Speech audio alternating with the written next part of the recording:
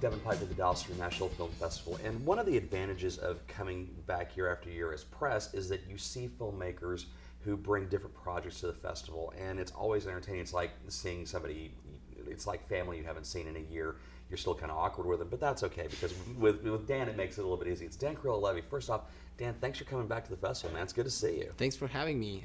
You guys keep having me, so I'll keep coming back. We'll keep producing good films, and they'll keep inviting you back. That's the trick. That's what it is. Okay, now I got it. Finally. Okay. And obviously, 0 Hour, the short that you have here at the festival, is a good one because this isn't the first time it's played. A little out of the way festival, the Cannes Film Festival Short Film Corner. Hello. Yeah, Fantastic. I think man. it's a festival down in Europe. It's not as good as this one, but I mean. Well, we're not sitting next to a river, so you can't pull up in a speedboat and have your red carpet entrance. Well, that is true.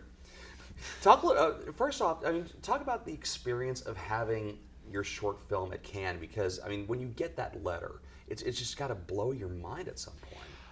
It is something that, I don't think I have very processed. Even it's almost been a year that I was there. It's like this whole experience, and I wanted to take in so much out of the festival, go to every movie, go to every screening, try to meet everyone that I could, that it really felt like a dream, and then I'm still trying to catch on it. It's an amazing experience. As a first-time director, it was even better. And, I've come here with projects that I've produced and I've worked on, but it was the directing that it's always driven me into film. So being able to start with the first short by the hand of Guillermo and then going to Cannes with it and all these festivals, it's just a dream come true. Hopefully the first of many. You mentioned Guillermo Arriaga, who you've worked with on several projects in the past. How did he help you with this project? Well, he's the writer, and he gave it to me after me asking him repeatedly for a project. During the whole work relationship we had, I kept asking him, hey, when can I direct some of your scripts? And he finally gave in. I guess pushing works. Sure. And he just gave me the script. He told me, go do it. He was there for some coaching and for me to ask him questions, but he was very a great way to work with him, that he literally gave me all the freedom that I needed to make it with my own vision. Even it's word by word his script, still that was part of the of the experiment of seeing how his words would come to screen with me directing. When he had a chance to view it after you had wrapped production and gotten the final edit of it, what was his reaction? Well, first of all, I was scared to death to show it to him. I remember perfectly. I was driving to his house and I was like, oh my God, this is not going to be good. And I was shaking, and I was like, hey, here it is. And he saw it the first time and he didn't say a word. He just looked at me and I was like, oh, damn, what did I do wrong? And then he asked me to play it again, and then to play it again. And he saw it 14 times in a row.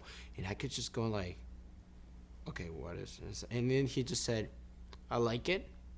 There's things that you did differently that I would have done, but it's your movie, and I like it, and I support it.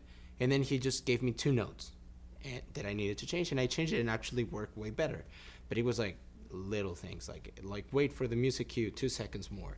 But he was happy, and I kind of felt like the weight was taking off my shoulders.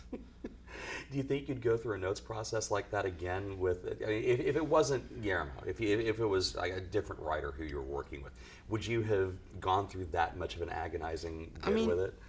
It was agonizing because of the relationship and because how much I respect him and admire him for years.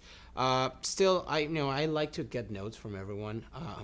I still believe that a lot of people have forgotten about that. People love making movies and be like a film by. I don't think you can make a film by anyone.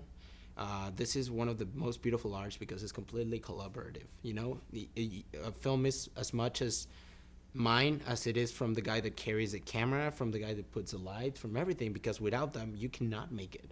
And everyone brings something, the DP, the producer, the writer. So I try to include everyone every time I'm making something and getting notes.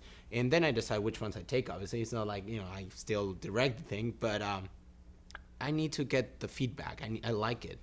So, I always want to get the notes from everyone. And it's always going to be difficult, but the difficult ones are the better ones, When people are straight to you and tell you when they don't like something, that's when you maybe realize that something maybe is not right. Sometimes you fall in love with a project or fall in love with a scene and it just doesn't work. But you you maybe it was so difficult for you to make it that you just want to make it work.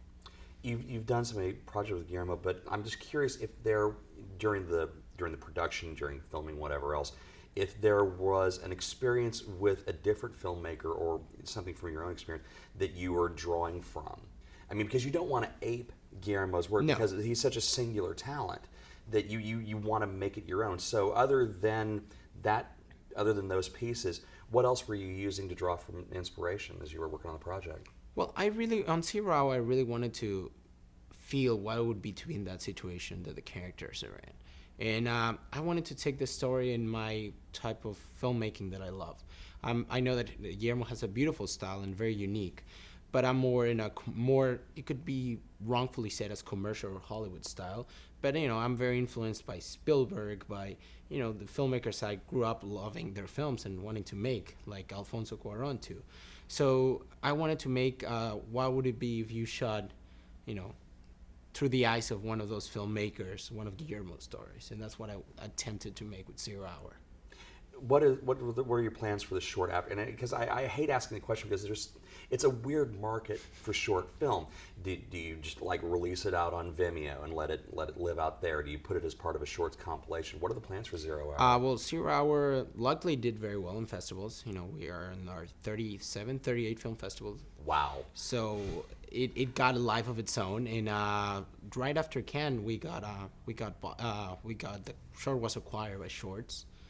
This company, and they're releasing it. It's going to come out in HBO, iTunes, all platforms later this year, and I'm very excited. It's actually going to be a very wide release, and I think a lot of people are going to get it. It's going to be on iTunes very soon. I did ask them, but it's a company, and they were not. But I told them to put it as cheap as possible because I want more people to watch it. Sure. But it's a short, you never make it for the money. Mm-hmm. If you're in this business for the money, then you're in the wrong business. Well, tell that to Michael Bay.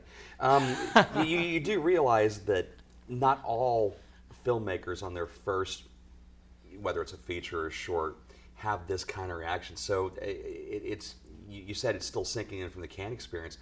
Are you even thinking towards your next film at this point, or are you still trying to soak it in from Zero Hour? No, I mean, I always...